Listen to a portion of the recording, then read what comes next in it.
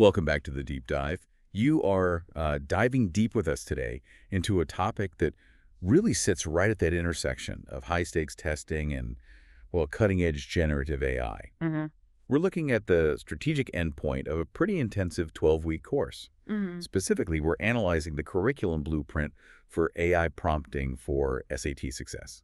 Yeah, and this isn't just, your average study guide. Think of it more like an architectural plan for actual performance. We're looking at a system really designed to transform SAT prep. How so? Well, taking it from that kind of scattered, maybe low efficiency practice into something much more unified. An AI-powered mastery loop, essentially. And the course makes a pretty bold promise, too. Which is? Aiming for a measurable 100, 200-point score boost. That's significant. It really is. Yeah. And today, specifically, we're focusing on the capstone, the module that's all about leveraging that knowledge into, well, tactical victory on test day. Right. We're isolating Module 9. The course description titles it High-Yield Hacks and Strategic Guessing. Get you. It is, isn't it? And this is the point in the training where preparation moves definitively beyond just, grinding out content mastery. You're sort of assumed to know the material by this point. Mm-hmm. The foundation's laid. Exactly. And it shifts entirely into pure high-level strategy. It's like the ultimate finishing school for test takers. If the earlier modules built the engine, let's say Module 9 installs the navigation system and maybe the turbo booster too. I like that analogy. It acknowledges that the test itself, it's a system, right? And like any system, it can be, well, reverse engineered, ethically exploited, if you will. So this module is the tactical roadmap, then, for maximizing every potential point, especially when you're facing that uncertainty on test day. Precisely. It's about dealing with the unknown confidently. Okay, let's unpack the core goal. I'm pulling this straight from the source material here. The objective is stated very clearly, quote, to move beyond content mastery and equip you with the strategic thinking skills necessary to maximize your score on test day. This module focuses on understanding the structure of SAT questions, systematically eliminating incorrect answer choices, distractors, and making educated, logical guesses when faced with uncertainty. What's really crucial here, I think, is that this module treats test taking as a whole separate domain of expertise. It's not just about knowing math or grammar, it's a meta skill. A skill about the test itself. Exactly. And think about those high-scoring students, the ones who feel like they've hit a plateau. They know the material inside and out, but they still stumble on, say, the toughest quarter of the questions. Yeah, the ones designed to differentiate at the very top. Right. So this module offers them a repeatable, logical process for tackling those very questions. It promises to turn that really difficult high-anxiety question from, a potential point loss, Which feels awful. into a confident point-gained opportunity. It's genuinely the ultimate test day insurance policy. You know you have a plan B or even a plan C. Okay, that sets the stage perfectly. Let's dig into the first part of this strategy, distractor analysis. All right, section 1, the art of distractor analysis. This feels like the necessary foundation for everything else in Module 9. Absolutely. You can't guess strategically if you don't understand what you're eliminating. So here's where it gets, I think, quite sophisticated. We have to ask that fundamental question. Why does the SAT, or really any high-stakes standardized exam, use these distractors? They aren't just random wrong answers, are they? No, not at all. The source material nails it. Plausible but incorrect options. Plausible but incorrect. That phrasing is absolutely intentional. Think of them as engineered flaws. Distractors are specifically designed, crafted really, to ensnare students who've got a partial understanding. Ah, okay. So not the ones who are completely lost, but the ones who are almost there. Precisely. They haven't quite achieved that full, nuanced mastery needed for the very top scores. These distractors are instruments of precision. Test designers use them to differentiate between basic competence and real fluency. That makes the whole process sound almost psychological, like they're setting specific traps. It is, to a degree. Distractors often prey on very specific, very common conceptual errors. They're frequently built around the mistakes students make, most often the common pitfalls, Can you give an example? Sure. So in a math problem, a distractor might be the answer you'd get if you, say, forgot to convert units. That's a classic one. Or maybe if you misread a negative sign somewhere critical. Okay. And in a reading question, maybe a distractor uses a word that is technically in the passage, but it completely misrepresents the author's main point or the overall tone. Right. So it looks familiar, but it's contextually wrong. Exactly. Which highlights why this analysis piece is so vital. Most students, what do?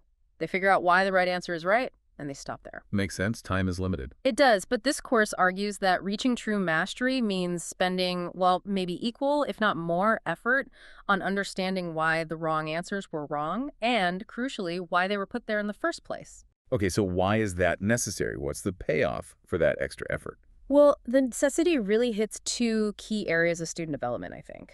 First, there's a definite critical thinking boost. Oh, so. Because analyzing distractors forces you into a much deeper logical reasoning process.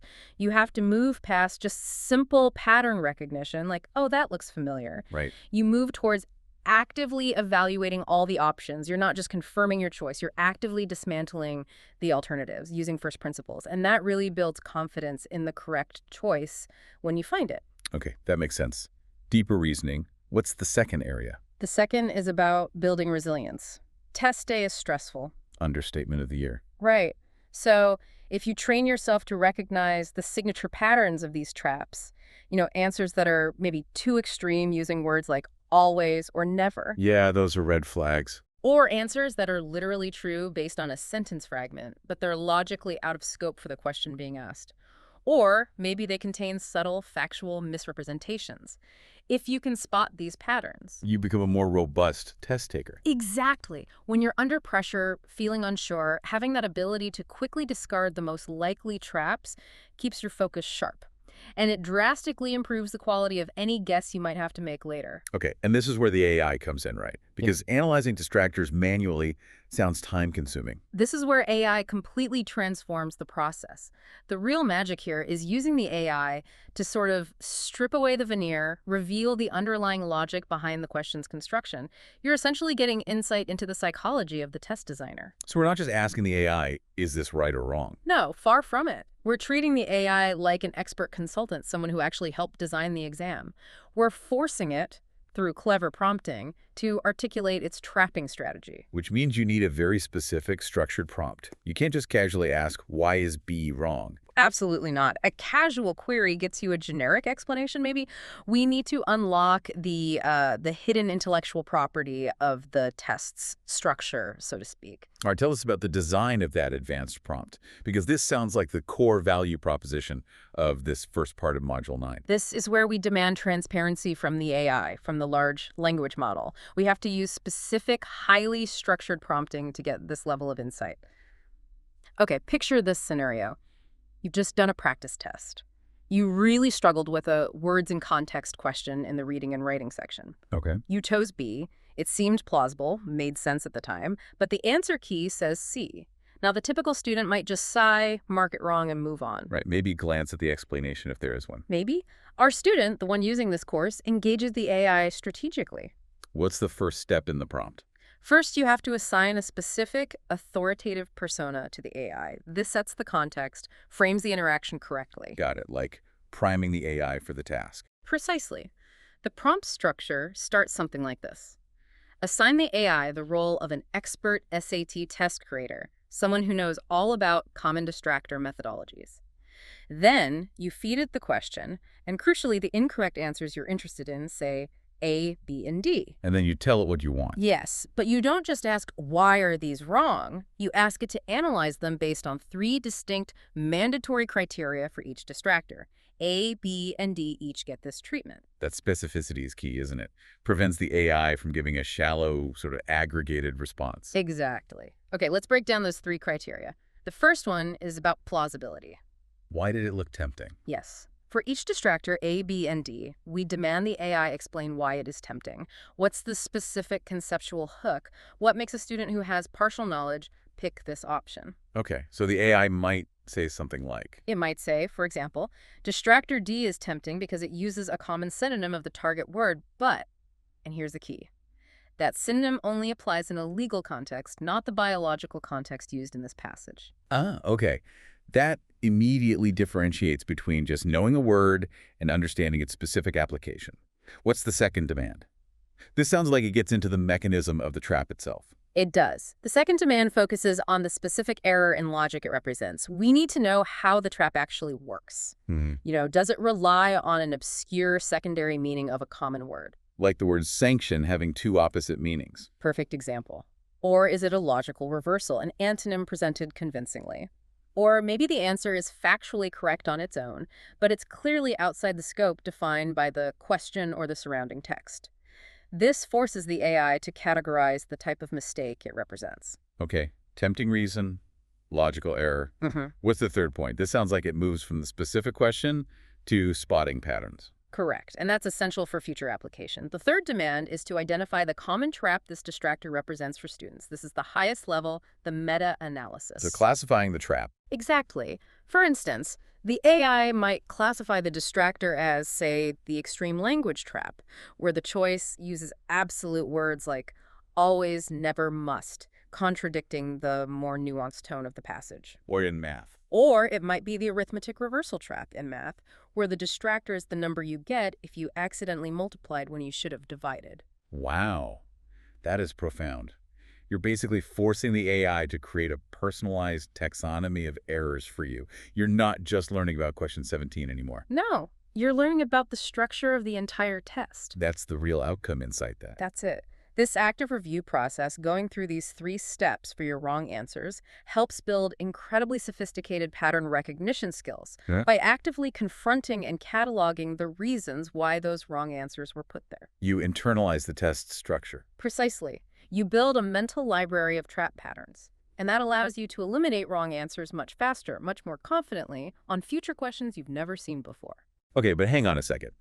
That prompt structure, assigning a role, asking for 3 specific points on multiple answers, it sounds complex. We're talking about students who are already under massive time pressure during their review. Is learning and using this structured prompting actually worth the time investment? Isn't there a risk of cognitive overhead? Wouldn't they just prefer the simple, hey, AI, tell me why B is wrong? That's a really crucial point and a fair challenge. Look, if the student uses that simple prompt, tell me why B is wrong, what do they get? A simple answer about B. Right. A simple, isolated answer about that one question. They learn next to nothing about the underlying test structure or the type of trap they fell into, and frankly, they're probably doomed to repeat that same kind of mistake on the next practice test, or worse, on the real thing. So the complexity is justified by the depth of learning. Exactly. The overhead is justified because this isn't just about correcting one mistake, it's about optimizing all future performance. We're training the student to become an active evaluator, a critical thinker about the test itself, not just a passive consumer of answers, by forcing the AI to stick to those 3 criteria. The student internalizes that rigorous process. Yes, they internalize the logical filter they need to apply quickly and efficiently in real time on test day. It's absolutely an investment, but it's an investment in strategic discipline that pays off hugely. Okay, I'm sold on the value. So distractor analysis gives us the intellectual ammunition. It provides the logical grounds for elimination. We've effectively reverse engineered the mind of the test designer. In a way, yes. Now, the next logical step is to use that insight to manage the clock and make smart choices under pressure, which brings us perfectly to the second part, strategic guessing. Okay. All right, moving on to the second pillar of Module 9, strategic guessing systems. So we've learned how to analyze the traps. What does this actually mean for taking the modern digital SAT? Well, the absolute non-negotiable rule comes straight from the test structure itself. Scores are based only on the questions you answer correctly. And crucially, there is no penalty for wrong answers. None. So the mandate, the strategic imperative, is crystal clear. You should never, ever leave a question blank. Never. 0 points guaranteed if you leave it blank. This really cannot be overstated. Leaving a question blank isn't just missing points, it's a strategic failure. It guarantees 0. Whereas answering a question, even if it ends up being a pure guess, still gives you a chance. Exactly. It guarantees at least a statistical chance of gaining a point. So strategic guessing isn't some act of desperation, it's a tactical necessity. Especially, I'd argue, in the adaptive format of the digital SAT, where you have to complete each section to move on effectively. And strategic guessing, as Module 9 teaches it, is definitely not the same as just randomly picking A, B, C, or D. Absolutely not. It's a logical process, and it's directly leveraged by the insights you gained in the first part, the distractor analysis. Okay, tell us about the math behind this. How does strategy improve the odds? It's straightforward probability combined with effective triage, really. So you're faced with 4 answer choices, A, B, C, D. Guess blindly, your baseline chance is 1 in 4, right? 25%. Standard multiple choice. But let's say you can confidently eliminate just one choice using those distractor analysis skills we just talked about. Maybe you recognize an answer choice is clearly way out of scope or uses extreme language the passage doesn't support. Okay, so you knock out one option. Your odds immediately jump from 25% to 33.3%. 1 out of 3. That's actually a 33% increase in your probability of success just from eliminating one single trap. And that small increase applied over dozens of questions. It compounds significantly over the course of a full test. Now, what if you can eliminate 2 choices? Which honestly is often quite achievable, especially using quick logic or estimation in the math section. Then you're down to a 50-50. Exactly. A coin toss. This completely shifts the calculation. You're investing maybe, 10, 15 seconds tax to apply some elimination logic, and you dramatically increase your chance of getting the point. That minimal time investment is a far more efficient use of your precious test day minutes. Then getting stuck agonizing over a hard problem for 2 minutes. Right. And ultimately losing time you could have spent nailing 3 easier problems later on. It's resource allocation. Okay, so the logic is sound, the math works, but making this process automatic, especially under pressure, that requires training the brain.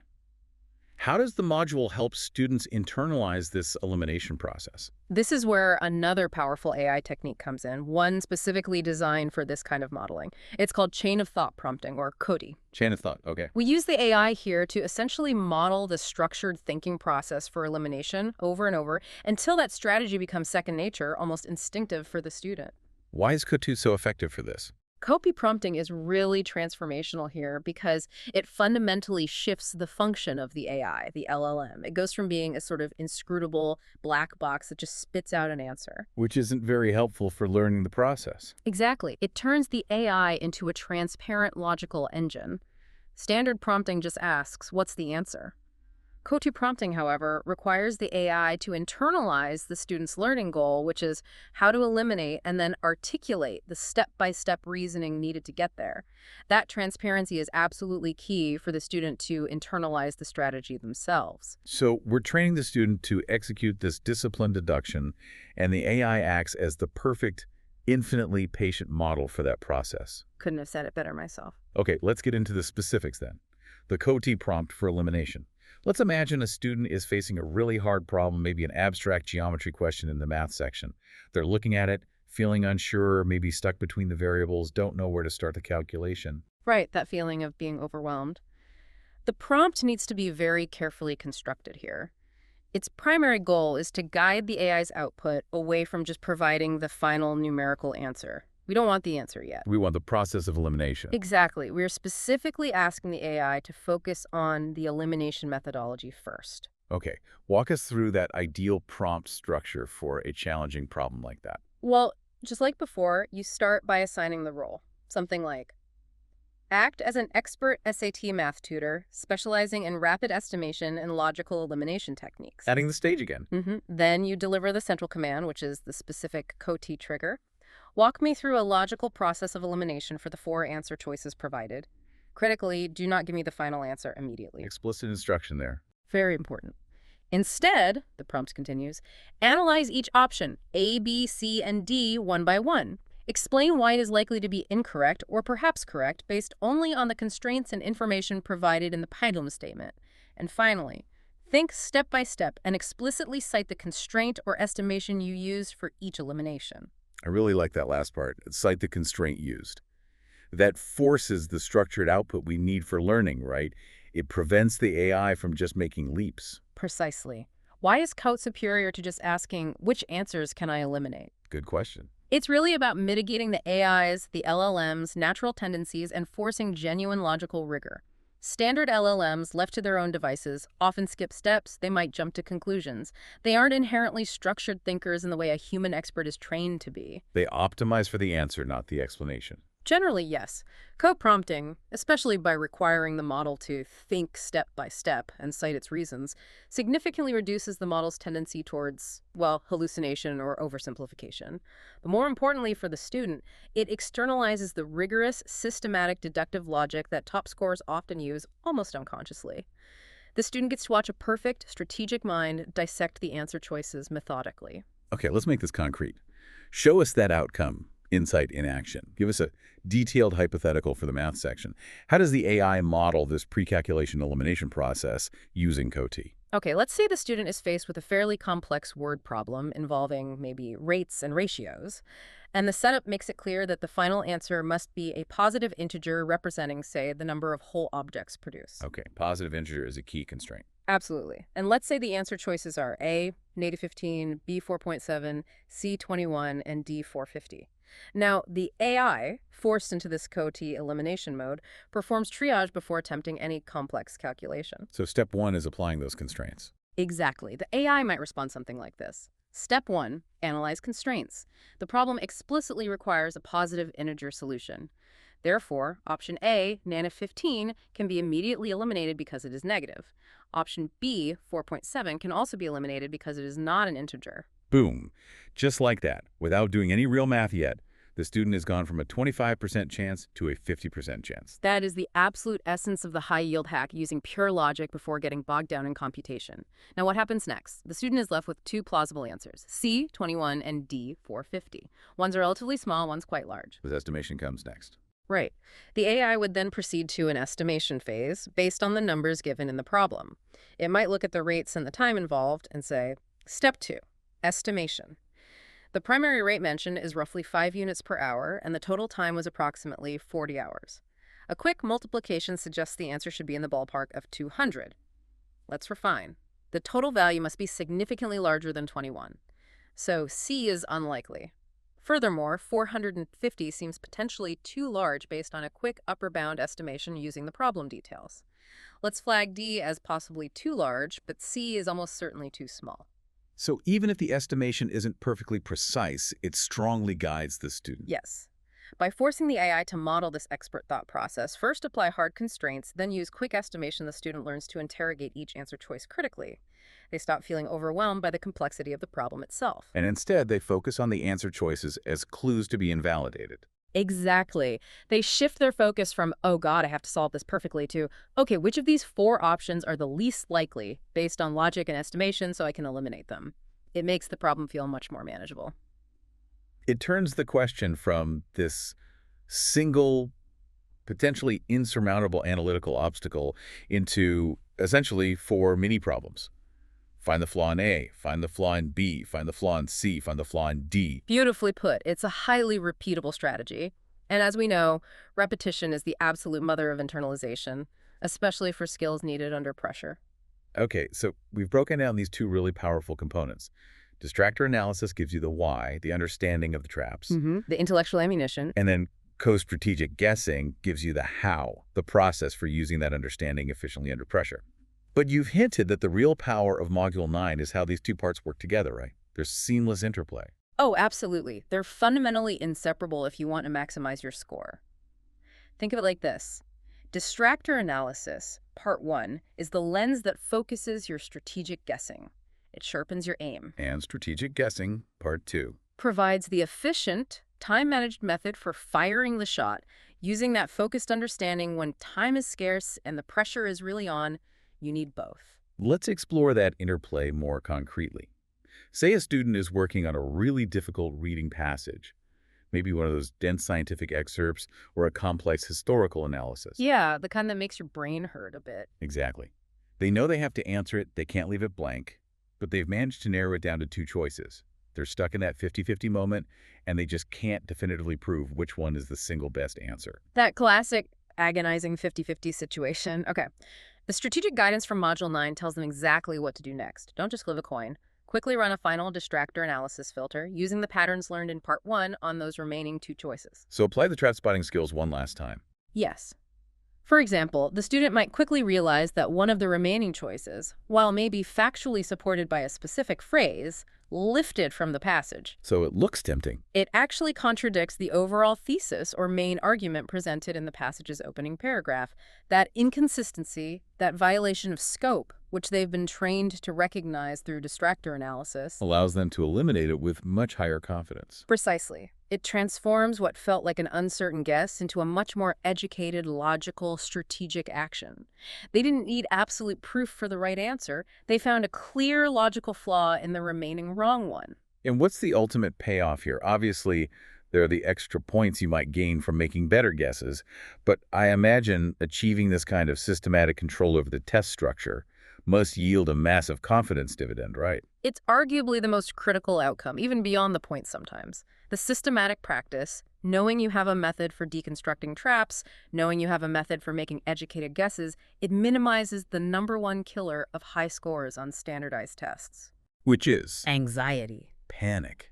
When students know they have a repeatable, logical strategy for handling every type of difficult problem, when they realize they're no longer solely dependent on having perfect, infallible knowledge of every single topic, their sense of control just skyrockets. And confidence is essential for peak performance. Absolutely essential, especially in a timed, adaptive test format like the digital SAT, where letting early struggles get to you can disproportionately affect your morale and performance on later, potentially easier sections. So this systematic approach, Module 9's core, basically ensures that encountering a difficult question doesn't trigger that panic moment, that downward spiral of time loss and further errors. Exactly. Instead, those tough questions become structured, almost predictable opportunities to apply the specific hacks learned in Module 9. Okay, this is hard. Time to engage distractor analysis. Okay, still unsure. Time for COTE elimination.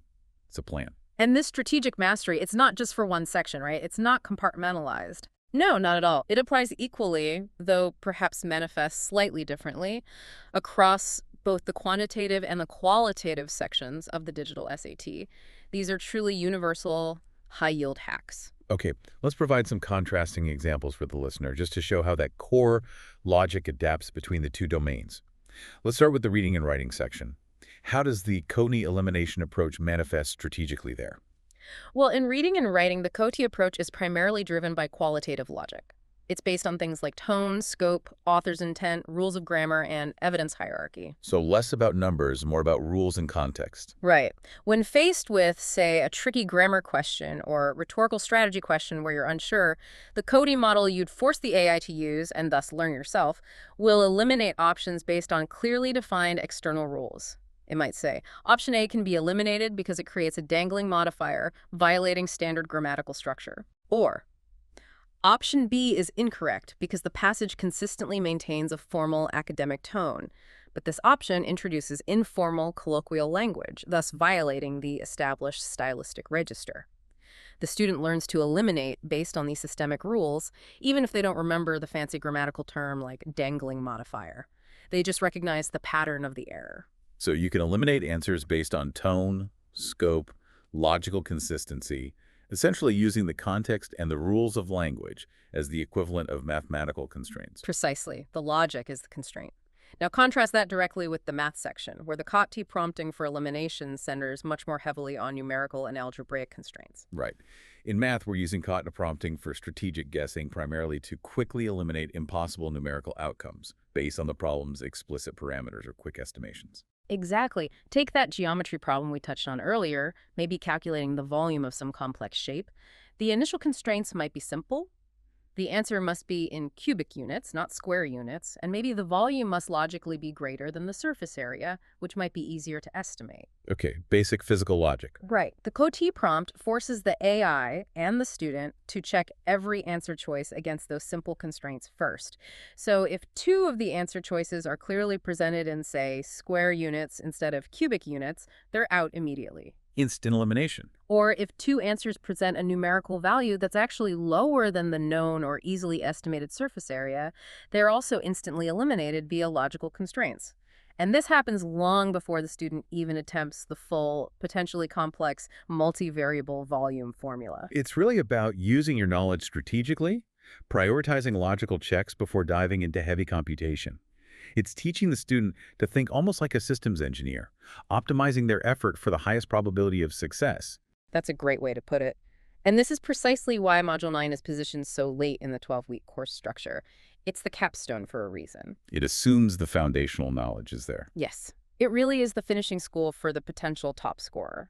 The students are expected to have the content mastery reasonably well covered from modules 1 through 8, but they still require this tactical edge, this potent combination of distractor analysis, and strategic guessing to reliably push their score into that upper echelon to secure the kind of 100, 200-point game the course aims for. Module 9 maximizes the practical utility of all the previous learning. It sounds like it effectively transforms their practice, moving it from just accumulating isolated facts and procedures into developing a unified, almost offensive strategy against the structure of the test itself. It truly does. It empowers the student. It moves them beyond just passively trying to prove why their chosen answer might be correct, and instead equips them to proactively, systematically dismantle the test maker's carefully laid traps. You force the correct answer to reveal itself, often through the sheer process of elimination. #outro.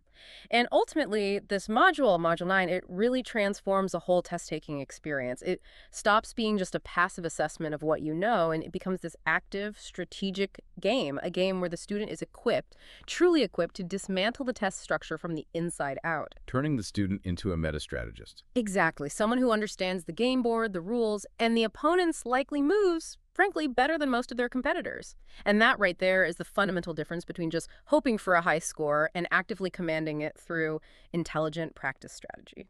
We've certainly established how leveraging these advanced AI tools, specifically through these very highly structured Gordian and persona-based prompts, allows a student to effectively reverse engineer the test system, to understand the mind, or at least the methods, of the test maker. And it's worth pointing out the high-level skills that get fostered here, that rigorous systematic analysis, the ability to articulate logical deduction clearly step by step, and making strategic risk-taking decisions based on calculated probability. These skills extend far beyond the confines of just standardized testing. That's a crucial point. These are transferable cognitive skills. Absolutely. Critical thinking, problem decomposition, logical reasoning under pressure. These are valuable everywhere. So we've seen today how AI, prompted correctly, can reveal the hidden psychology, if you will, of a test designer by forcing it to explain the logic behind its traps and how it guides that structured elimination process.